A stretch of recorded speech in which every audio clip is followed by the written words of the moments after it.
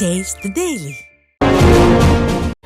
வழக்குகள் நிலுவையில் உள்ளபோது செந்தில் பாலாஜி எப்படி அமைச்சராக பதவியேற்றார் என உச்சநீதிமன்றம் சரமாரியாக கேள்வி எழுப்பியுள்ளது. போக்குவரத்து கழகத்தில் வேலை வாங்கி தருவதாக சட்டவிரோத பணப்பரிமாற்றம் செய்த புகாரில் அமலாக்கத்துறையினரால் கைது செய்யப்பட்டு ஓராண்டுக்கு மேலாக சிறையில் இருந்த செந்தில் பாலாஜிக்கு கடந்த செப்டம்பர் 26ஆம் தேதி உச்சநீதிமன்றம் ஜாமீன் வழங்கியது.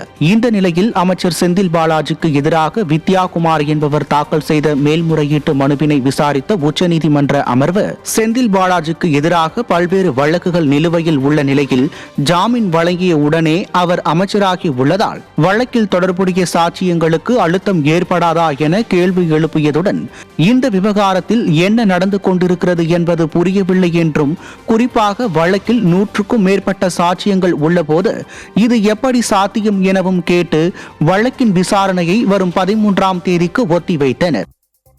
பெஞ்சல் புயலால் வீட்டிலேயே முடங்கி கிடந்த பெண்ணலூர் கிராம மக்களுக்கு உணவு மற்றும் குடிநீர் வழங்கி உதவிக்கரம் நீட்டிய அதிமுகவினருக்கு மக்கள் பாராட்டு தெரிவித்தனர். காஞ்சிபுரம் மாவட்டம் ஸ்ரீபெரும்புதூர் அடுத்த பெண்ணலூர் ஊராட்சியில் தாழ்வான பகுதியில் வசிக்கும் 100க்கும் மேற்பட்ட மக்கள் கடந்த 2 நாட்களாக மழை காரணமாக அடிப்படை வசதிகள் இன்றி வீட்டிலேயே முடங்கி கிடந்தனர்.